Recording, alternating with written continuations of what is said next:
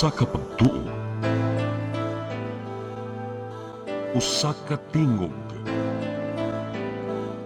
usa ka katawhan.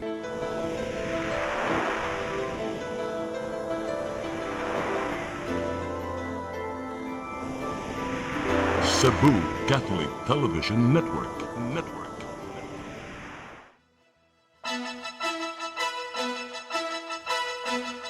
Ulohan sa mabalita sa Sari 47, mga lokal nga kagamhanan sa Sugbo, PNP o Transport Authorities nangandam na sa pagdagsa sa mga tao paingon sa nagkalain-laing dapit karong Semana Santa.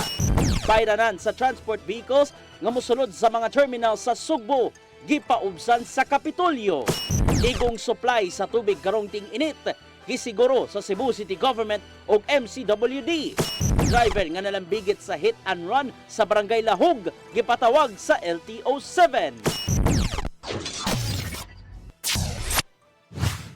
Sugbo, Kabisayan ug Mindanao, Pilipinas ug katawhan kutos maabot atong Sibya sa tibuok kalibutan maayong hapon. Live kita karon sa CCTN Channel 47 ug kini ang tulumanon sa nag-unang kasayuran nga angay natong masayran. Sa nga ni Attorney Danica Caballes Tikling, ako si Dennis Tabar ug kini ang Sayri 47.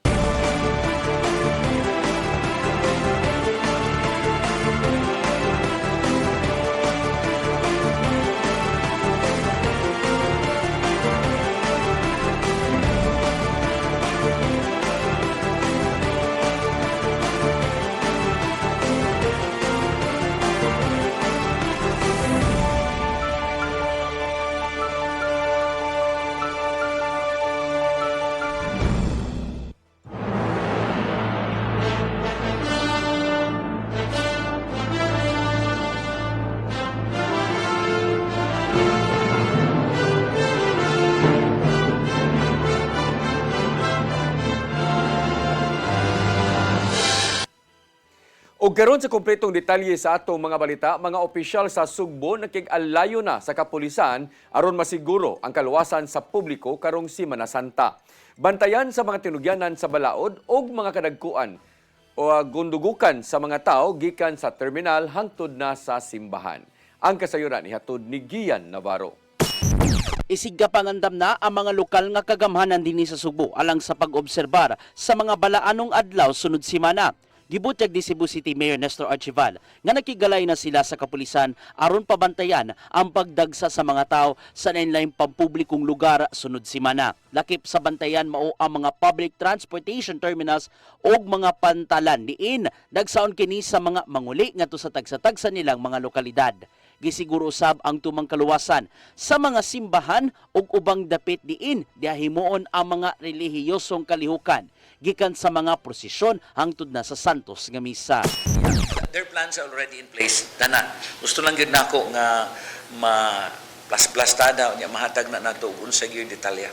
Aron di mahasol ang tanang mga biyahero, mitambag sa Archival nga kung mahimo dili magdala og daghang kargamento. Kaya ang nabantayan, daghang nagreklamo nga nangaba ang ilang bag. Okay? Unya, ang ako lang sigurado gyud sa pulis nga kinahanglan naagyoy pangakapulisan sa terminals kay ron magbantay sa mga tao nga bantayanan.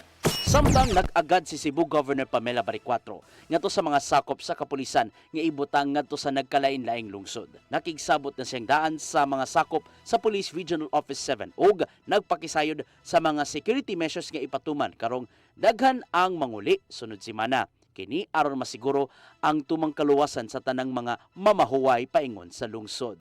So they will start deploying man siguro next week, no? Or this Friday. I'm just waiting for information and I will go to CPPO for this. So we make sure that safe good ang atong mga pantalan, atong mga bus stations. And PNP will do their part. Bisan pa man sa pagdagsa kay ting bakasyon naman, may painumdom si Arsobispo Alberto Uy sa tanan nga di kalimtan ng pagsalmot sa mga religious activities karong Semana Santa. Gidasig niya mga Katoliko nga makigiusa sa liturhiya gikan sa kasakit kamatayon hangtod sa pagkabanhaw ni Kristo. Kini aron mas masabtan pa nganong nabuhi man ang tanan dinhi sa kalibutan. Ano sa mga kasaulugan tungod kay kini pinaagi niini at tumagat unan ug masabtan ang kinabuhing Kristohanon at the same time madawat po nato ang grasya nga Dios na. Ian Navarro, CCTN News. Land Transportation Office 7, formal na nga milusad sa Oplan biyaheng ayos subay sa paghatag sa hugot nga seguridad sa mga manakayay na karong nga Semana Santa. Tinabangay ug lain-laing tinugyanan sa balaod aron masiguro ang kaluwasan sa tanan nga mga biyahero. Ang kasayuran ihatod ni Arnold Bustamante. Aron masiguro nga luwas ang publiko nga mobiyahe paingon sila tagsa-tagsa ka mga probinsya gisugdan sa Land Transportation Office sa Central Visayas ang Oplan biyaheng ayos Semana Santa 2026 uban sa mga ahensya sa gobyerno sama sa Police Regional Office 7, Land Transportation Franchising and Regulatory Board inabagan sa mga lokal nga kagamanan sa dakbayan ug probinsya Sugbo. Mato ni LTO 7 Director Windel Dinglasan nga nunod sa pagsugod na sa pagpanguli sa publiko ilan na usab nga susihon ang mga terminals kunon sa kaluwas nga mga sakyanan nga nagbiyahe sa Central Visayas lagip na ang mga driver sa mga bus nga pasaheroan nga dunay lagyo nga biyahe. Ipaniguro sa mga ahensya nga marikay sa disgrasya ang mga sakyanan nga moresulta sa pagkakala sa mga kinabuhi nga tungod ani. Ilang susihon kung aga mga driver sakto ba sa pahuway o kondisyon ba ang gimanihon ni nga mga bus. Of course, unang-una, dapat meron pong sapat na pahinga ang mga drivers, especially kung malalayo yung pupuntahan.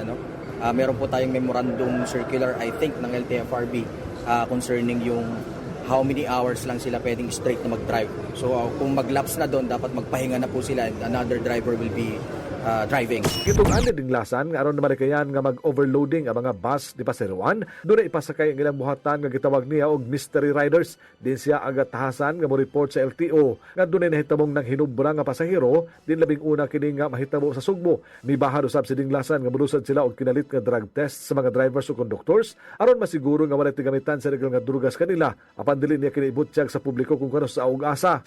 I cannot say. Secret. It's possible, but I cannot say. Sige, ganito na lang.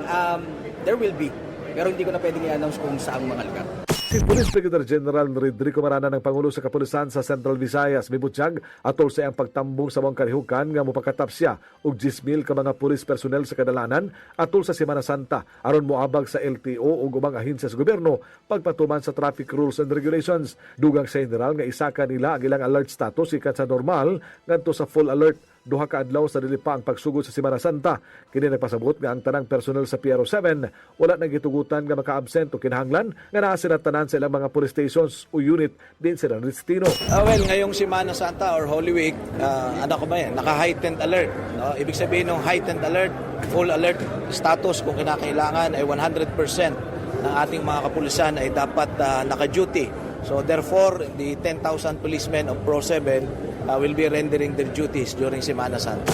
Tugot nga seguridad nga patuman sa mga pantalan, terminals, tourist spots o ang labing mahinungdanon ang mga religious sites sama sa simbahan ug uban pa. Diin magtapok ang mga tao subay sa pagtimaan sa Semana Santa. Gitong usab ni Maranan nga atol sa gipatawag nga meeting sa naging adlaw sa intelligence unit wala sila makarawat og hulga sa seguridad dinhi sa Central Visayas. Human sa mubo nga programa gisunod dayon ang panaan ug ang pagperma sa Pledge of Commitment sa mga law enforcement agencies uban sa local government units. Pasabot ni Dinglasan nga aron nga maghiusa ang tanang ahensya sa gobyerno sa Central Visayas sa pagpatuman sa nasundong balaod sa kadalanan. Arnold Bustamante, CCTN News. Mga pasahero gabisuhan nga magsayo sa mga terminal tungod sa gilaumang dasok unya sa mga mupauli o sa mga probinsya karong Semana Santa. Terminal Administrator miklaro nga way unay libreng sakay tungod sa kataas sa presyo sa gasolina. Ang kasayuran ihatod ni RV Veloso. Subay sa gilantaw nga pagdagsa sa mga pasahero sa mga terminal sa lalawigan sa Sugbo, giawhag ang publiko nga magsayo aron nga kalikayan ang dasok sa mga pasahero ug ang huot unya nga sitwasyon sa trapiko sa kadalanan alang kini sa taas nga bakasyon tungod sa Semana Santa. Gipahibaw ni Ahmed Quizon ang Terminal Administrator sa Cebu South Bus ug Northwest Terminals nga kini maoy iyang abiso aron nga masiguro nga luwas ug sayo nga makaabot dili lang ang mga regular nga pasahero, lakip usab ang mga turista ug bisita. Lakip sa gihimong pagpangandam ni ini, mao ang pagdugang og mga personnel aron nga masiguro ang kalimpyo ug kahapsay sa sulod. Ingon man ang request ni ini nga dugang air condition units aron nga hamugaway nga magpaabot ang mga pasahero sa mga bus. Tungod sa kasamtangang kahimtang sa padaing pagsaka sa presyo sa lana sa nasod, wala unay libreng sakay sa mga terminals. Sa pagkakaroon mo direkta lang usab ang mga pasahero ngadto sa main terminals gumikan kay wala unay buksan nga satellite terminals. Hinuon giingong magdepende kini ugaling dako na gyud ang panginahanglan sa dugang bus aron nga makadugang usab kini nga masakyan sa mga vulnerable sector. RV Veloso, CCTN News. Mga na-stranded nga balikbayan box hingpit nang nadawat sa mga overseas Filipino workers sa Sugbo. Gihimo ang formal nga distribusyon niini sa Bureau of Customs Port. Ang kasayuran ihatod ni Mary Rose Sagarino. Human sa pila ka buwan nga pagkalangay, nadawat na sa mga overseas Filipino workers ug sa ilang mga pamilya ang balikbayan box. Ang distribusyon sa Cebu kagahapon sa Bureau of Customs Port nagtimaan sa katapusang hugna sa paghatod sa mga box nga nabilin sa pantalan. Gipadali ang paghatag subay sa kamanduan sa nasudnong kagamhanan nga ma-release ang mga shipment nga nabilin sa lain-laing freight forwarder sa tibuok nasod. Gipanguluhan sa mga opisyal sa Bureau of Customs ug Department of Finance ang aktibidad uban sa mga representante sa OFW sa ilang pamilya. Si Finance Secretary Frederick Go ni paniguro sa mga OFW nga madawat sa ilang pamilya ang gipada nga balikbayan box. Ang bawat balikbayan box ay pinaghirapan ng ating mga kababayan. Para sa kanila, hindi lang ito isang box. Tulad ng narinig yung kanina, ito ay simbolo ng kanilang sakripisyo at pagmamahal sa kanilang pamilya. Si Customs Commissioner Ariel Nepomuceno ni pahibaw nga nahuman na ang distribusyon sa Manila ug Davao o gipadali na usab ang sa Sugbo. Sa ngayon, dito sa Cebu, mahigit 400 na lang na mga boxes ang i-deliver natin sa mga bahay ng mga OFWs. Sa buong bansa, mahigit 40,000 na ang i-deliver natin ng mga boxes. Kaya yun, masaya kami namin sa Cebu dahil nakita namin yung mga mahal sa buhay ng ating OFWs.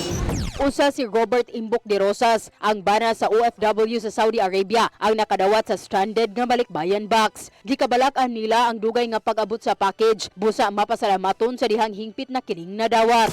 Na maabot ini ang package na safe ang package na walay nagkabong o bisan nalangan kamay. Ang L98 Brokerage and Logistics nga accredited service provider ang gitahasan sa pag-deliver sa mga package. Ang nagkanayon nga moabot na sa 95% ang ilang nahatod. Somehow we are affected tungod sa fuel but we don't consider it as a hindrance kay tungod ang government has a budget for that. So we'll maximize what we have and we make sure na ma-deliver jud siya. Ang problema sa abandoned balikbayan box tungod sa mga foreign-based freight consolidators nga nagtanyag og ubos kaayo nga shipping fees ug pasalig nga dali ang delivery apan wala di ay magbayad sa shipping, port, storage ug handling fee sa Pilipinas hinungdan sa walay delivery. Aron maprotektahan ang mga OFW shipments, nagmugna ang Bureau of Customs ug Balikbayan OFW Action Center, Balikbayan Box Help Desk ug OFW Corner sa ilang website alang sa tracking. Mary Rose Sagarino, CCTN News. Gihingusgan sa Konseho sa Siyudad sa Danao ang kaalam sa publiko. Kabahin sa gipatuman ng mga ordinansa pinagi sa bag-o nilang online platform. Gilusad nila ang Balaod 360 ubos sa gimugnang Legislation Implementation Unit nga magbantay sa pagpatuman sa mga balaod sa syudad. Matod ni Vice Mayor Ivy Durano nga mahimong makasubay ang mga konstituente sa Balaod 360 aron makita ang kaepektibo sa mga ordinansa. Himuon kini pinagi sa digital tracking system ug dugang pa nga mga pagpasabot sa publiko bahin sa mga ordinansa sa syudad. Tungod kay mahinungdanon alang sa konseho ang paglambigit sa publiko sa hugot nga pagpatuman sa mga lagdang gimugna.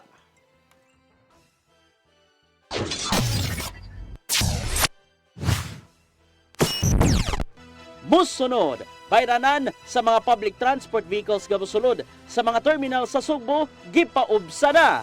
Samtang igong supply sa tubig karong ting-init, gisiguro sa Cebu City Government o MCWD. Kanagupan pa mga balita sa magbalik sa Sayri 47.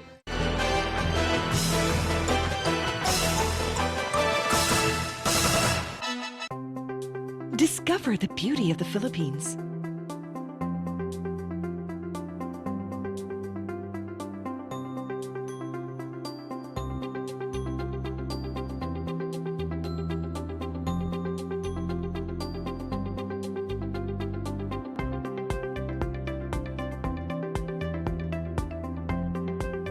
with Philippine Airlines, the country's flag carrier.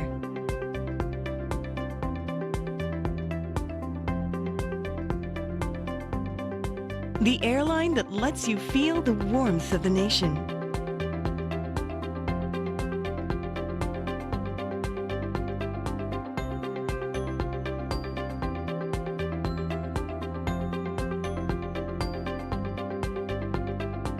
Mabuhay!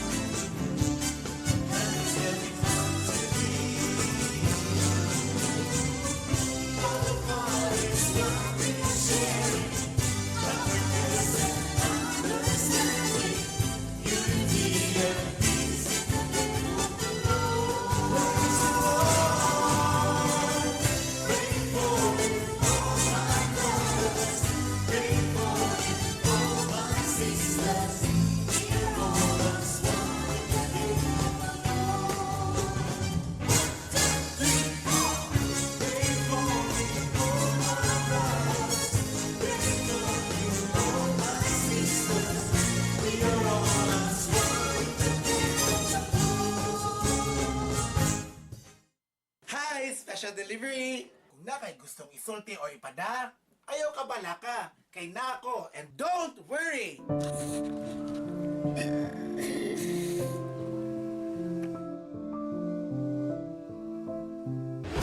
Unsa may sana ko nila? Kung wa ko matiguan, di ko makasuayan ng maratag nagdeg. Si Lilian? Magaling tali! Si, magaling tali! Yes, sir. Oh. Thank you.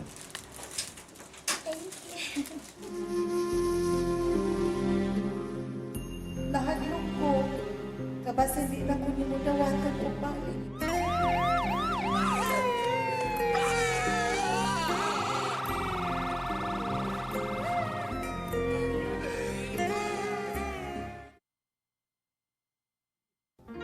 I am the God that healeth thee.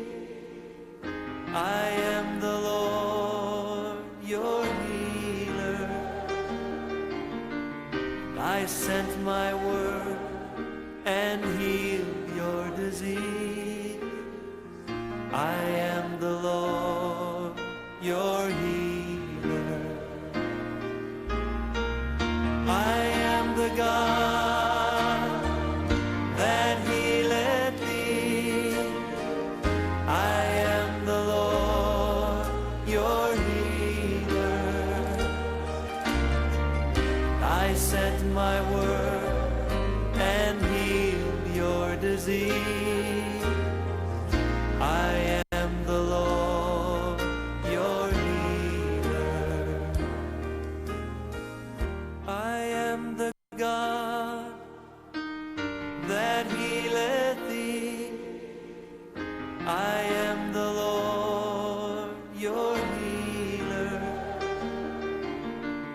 I sent my word and healed your disease.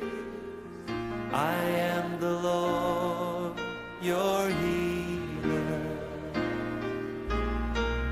I am the God that healeth thee. I am the Lord, your healer.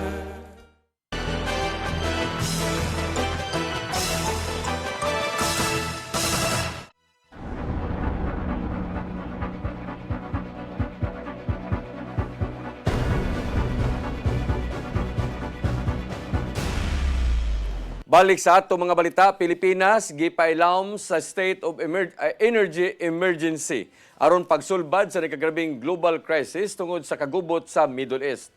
Tinabangay ang mapila ka mga ahensya aron matabangan ang mga apektadong sektor ubos sa Uplift Committee. Ang kasayuran ihatod ni Mary Rose Sagarino.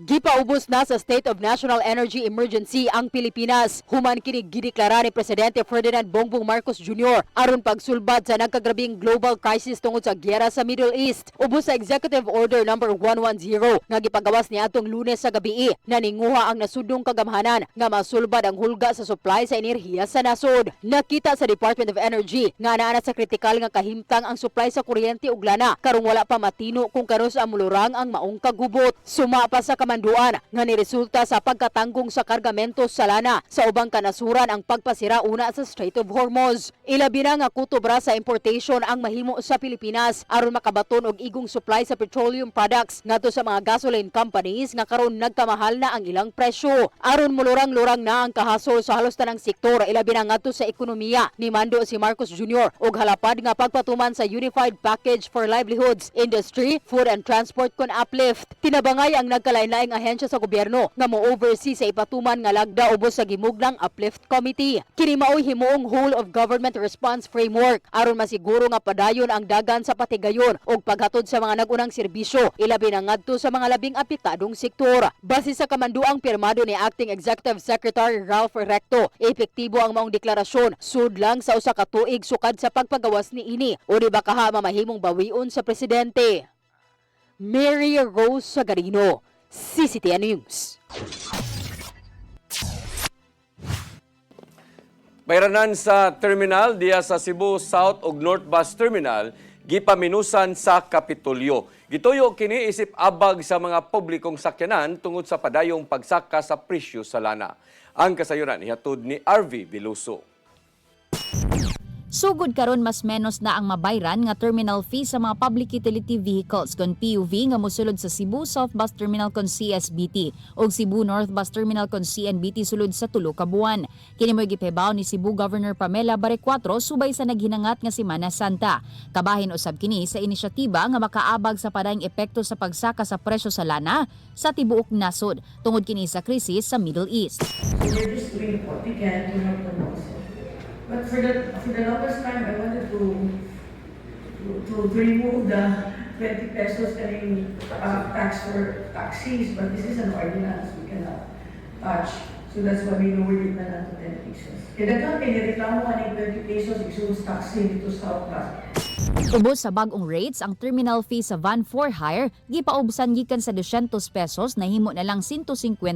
Alang sa mga bus giminosan kini gikan sa 250 pesos na himo na lang usab nga 200 pesos ang terminal fee. Samtang sa taxi gikan sa 20 pesos karon 10 pesos na lang. Gipasabot ni Ahmed Quizon, ang terminal administrator, nga ang himuong pagpamenos sa terminal fees dili mahimong kawang sa pinansyal nga bahin sa probinsya sanglit ang katuyuan sa mga terminal mao ang paghatag og serbisyo sa publiko ug dili lang aron nga maka-generate og kita. Iyang gidugang nga ang kita sa terminal sagad usab kining gamiton alang sa incidental expenses sama na lang sa sweldo sa empleyado, maintenance sa mga ekipo ug uban pang operational fees. RV Veloso, CCTN News. Sa lain nga balita, ipatuman sa syudad sa Mandawi ang dugang tulo ka ruta sa ilang libreng sakay program karong Lunes. I-deploy ang dugang pa nga mga bus gikan sa Idil Rosario Street paingon sa Magikay ug vice versa. MC Briones Street sa Magikay paingon sa Save More Kanduman ug sa Save More Kanduman paingon sa Mandawi City School for the Arts. Ang mga bus nga mobiyahe gikan sa alas 6 sa buntag hangtod sa alas 9 sa buntag ug alas 4 sa hapon hangtod na sa alas 7 sa gabii. Nangayo usab ang syudad og suporta sa mga barangay alang sa dugang pa nga mga bus lakip sa Banilad, Kanduman, Ibabaw Stansya, Magikay, Tabuk ug Pagsabungan. Matod ni Mayor Tadio Junki Uwano nga gustong palapdan ang libreng sakay aron makatabang sa residente nga makadaginot sa plitihan.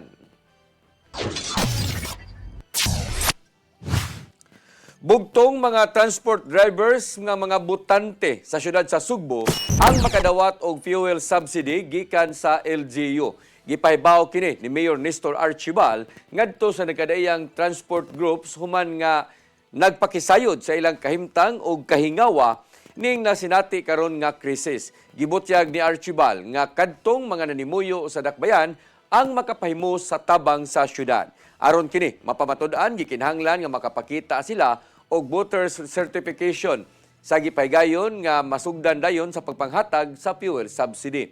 Matod sa mayor nga subayon nila ang gidaghanon sa mga apektado nga mga public transport drivers sa taga-syudad dinhi sa dakbayan sa Sugbo isip basihan sa pagpangayoon unya nga supplemental budget ngadto sa konsiho. Igong supply sa tubig gisiguro sa Cebu City Government ingon man sa Metropolitan Cebu Water District ning panahon sa ting-init. Kini aron dili mahasol ang mga tagbalay hangtod sa uban pang mga sektor. Ang kasayuran ihatod ni Gian Navarro. Gibutyag di Cebu City Mayor Nestor Archibal nga nakigalayo na ang syudad sa Metropolitan Cebu Water District MCWD aron masiguro ang igo nga supply sa tanang kabalayan. Subay kini sa pagsulod na sa ting-init luko Pilipinas diin lauman ang nagkataas nga heat index paglabay na sa mga adlaw nga makaapekto kadugayan sa supply sa tubig. Usa sa mga gikabalak ani Archibal mao ang gidaghanon sa gikinahanglang tubig sa ibabawng bahin sa dakbayan ilabi na sa mga mountain barangays. Maong nangayo na sila og roadmap sa MCWD alang sa dugang pamplano nga ipatuman aron magpabiling paigo ang gidaghanon sa tubig ngadto sa tanang mga barangay. Kuno galing magkagrabe man ang kainit sa mosunod pang mga panahon, andaminon nga moabag ang city government sa pagresponde ngadto sa mga nanginahanglang barangay. So mo ni nga ipaandam na ko ang team that comprises aning upat ka department of MCWD nga katong makina nga filter machine nga mohimo gikan sa mga areas like river water or kanang lagoon water to convert that to potable, ready na nila. Samtang ipasalig ang bagong liderato sa MCWD nga andam pirmi ang water district sa pagsagubang sa nagkainit na nga kahimtang sa panahon. Sumapa sa general manager nilang si Attorney John D.X. Lapid nga makigalayo ng MCWD sa Pagasa Visayas aron pagsuta sa mamahimong dangatan sa ting-init dinhi sa Sugbo. Pagpanagang lang hinuon kini aron dili na magkalisod kadugayan sa higayong adunay mga nagkinahanglan og igong supply sa tubig gikan sa mga konsumidor. Andam ginakanuna inyong water district. Ang pangutana lang ana og unsa ka kusog ang El Nino this year kung naa man gani, and we will contact the Pag-asa to brief us, no, and prepare ahead of time. Mao lang na akong ipasalig sa mga tao nga this leadership will be proactive. We will not be reactive. Gian Navarro, CCTN News. Kampo nila ni Vice Presidente Sara Duterte ni question sa jurisdiction sa House Justice Commission bahin sa reklamong impeachment. Wa nito nga ang mismong opisyal o ang defense panel sa gihimong hearing sa maong committee. Ang kasayuran ihatod ni Gian Navarro.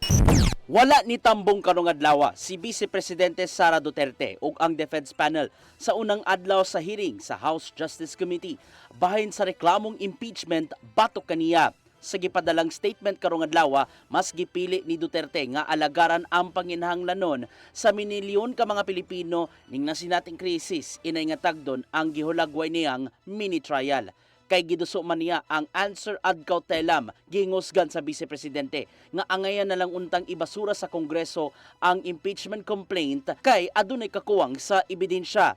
Atul sa hearing, mi-issue ang House Justice Committee og subpoenas aron makakuha og statement of assets, liabilities and net worth kung sal-en ni Duterte. Nauyunan usab sa komite ang pagpangayo og subpoena do sa STECOM gikan sa National Bureau of Investigation bahin sa nimong pagsusi sa gingong hulga ni Duterte kang Presidente Bongbong Marcos Jr. ug iyang pamilya ug kaalyado. Tungod dinhi, gihimug-atan sa committee chair nilang si Kongresista Jervy Luistro nga usa ka dakong kalapasan sa Constitution ang wala pagtampong ni Duterte ug iyang kampo sa hearing aron unta makapanalipod. We have to remember that whatever we do here in the committee must always be in accordance with the Constitution, particularly the demands of due process. The Vice President has been invited to participate. She is reportedly prepared for a full-scale legal battle, a bloodbath, as it has been described.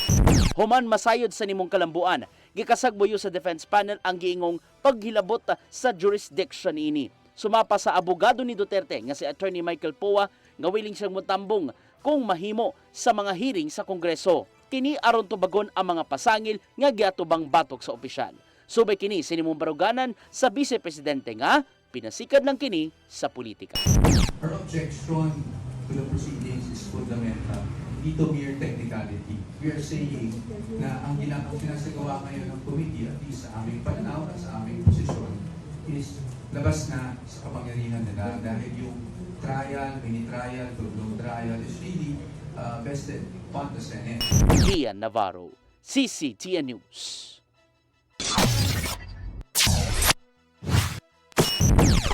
Musunod, driver nga nalambigit sa hit and run sa Barangay Lahog, gipatawag sa LTO-7. Kanaguban pa mga balita sa magbalik sa Sayri 47.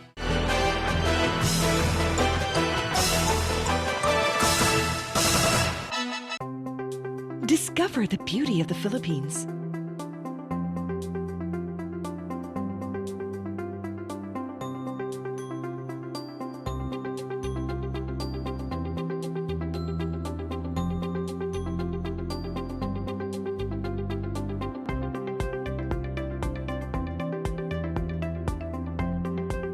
With Philippine Airlines, the country's flag carrier.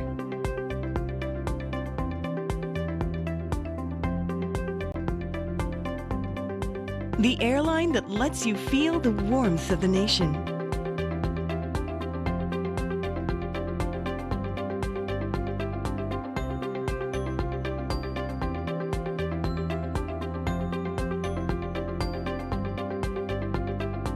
Mabuhay!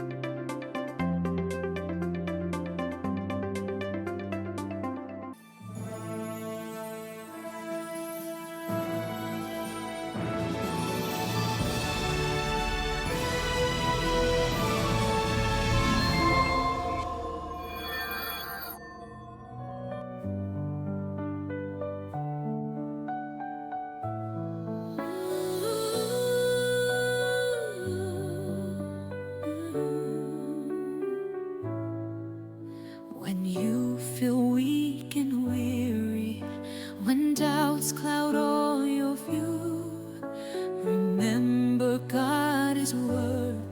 Pinili kong maging isang OFW kaysa... He made you in His image, adopted as His own. Through trials and through struggles, His love has always shown. Doing in your heart and in your life, He's refining, He's refining,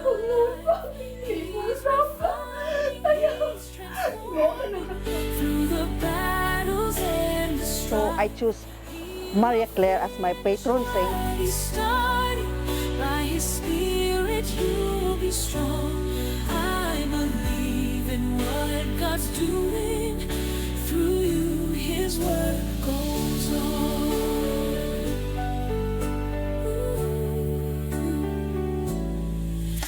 Though foolishness confounds you.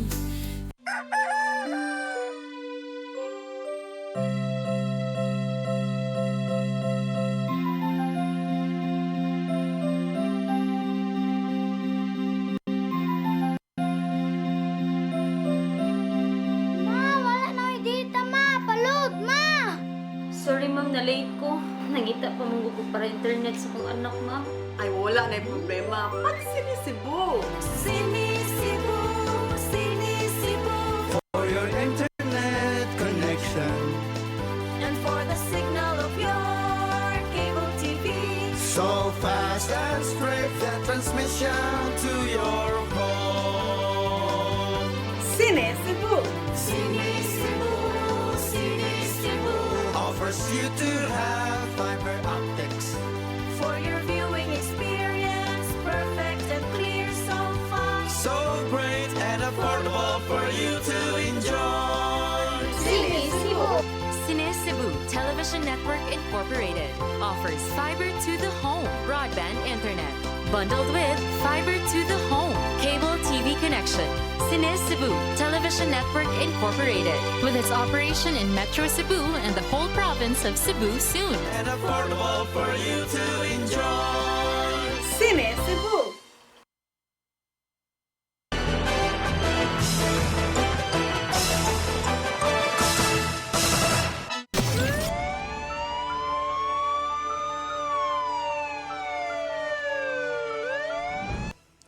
Balik sa atong mga balita, gipatawag sa Land Transportation Office 7 kung LTO7 ang tag-iya sa motorsiklo na nalambigit sa nitabong hit and run niadtong Lunes sa Kadlawon sa Barangay Lahog ning Dakbayan sa Sugbo. Miisyu ang ahensya og show cause order ngadto sa driver nga giingong nag-counterflow og nagpakusog og dagan sa iyang motor. Hinungdan nga nakalas diha dayon ang kinabuhi sa usa ka delivery rider nga niagi niya nga panahuna. Kinahanglan nga motambong sa moong hearing ang driver karong Abril 16 aron kini makapanalipod sa iyang kaugalingon.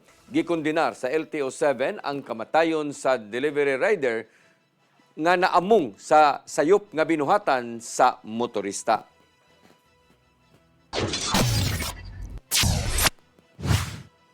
College Behind Bars nga programa ipatuman sa Bureau of Jail Management and Penology sa siyudad sa Mandawi sugod karong Hulyo.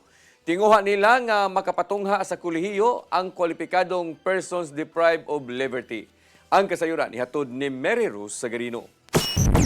Nagtigom kaganinang buntag ang mga opisyal sa syudad sa Mandawi. Pinanguluhan ni Mayor Tadeo Junki Uwano o Congresswoman Imar Lollipop Uwano Dizon. Uban ang mga opisyal sa BJMP Mandawi, Mandawi City College, Commission on Higher Education 7 o Technical Education and Skills Development Authority Contesda. Gihisgutan ang pagpatuman sa umaabot nga College Behind Bars program sa BJMP Mandawi. Sa programa, ang kwalipikadong persons deprived of liberty sa male o female dormitory nga nakatapos sa K-12 ang mahimong enroll. Gitanyag nga kurso ang Business Administration Major in Marketing. Ang programa nagtinguha sa rehabilitasyon, pinaagi sa paghatag og edukasyon sud sa pasilidad aron mapalambo ang kahanas sa mga PDL ug mahatagan og oportunidad sa trabaho sa ilang paggawas sa pasilidad. Suportado usab sa syudad ang programa dinhi padayag sa tabang nga itanyag. So this for me this is a very good program. I think first in the Visayas. So we will support this. No, so we will support this in terms of providing them with teachers, with books, with whatever they need para mahuman ni sila sa kaning makakuha sila college degree. Ang klase sa unang semester ang sugdan sa buwan sa Hulyo. Gitwik pa ni siya. We have 4 months mo na akong gisgutan ganina na we don't man na start anything na dili in place tanan. So at least kanang pila ka units ang i-offer, ang frequency sa teachers kano sa sila moagto, magtudlo masad sila diri 3 times a week sa MCC. So mo pa niya atong mga gipang fine tune. Kung makagawas nga wala pa matapos sa pagtungha, mahimo silang mopadayon sa Mandawi City College. Aduna usab itanyag nga skills ug livelihood program pinaagi sa TESDA. Mary Rose Sagarino, CCTN News. Mao kadto naglangkob sa atong mga balita sa Sayre 47 sa nga ni Attorney Danica Caballes Tikling, ako si Dennis Tabar. Hantod ugma dinhigyapon sa inyong paboritong tulumanon, Sayre 47.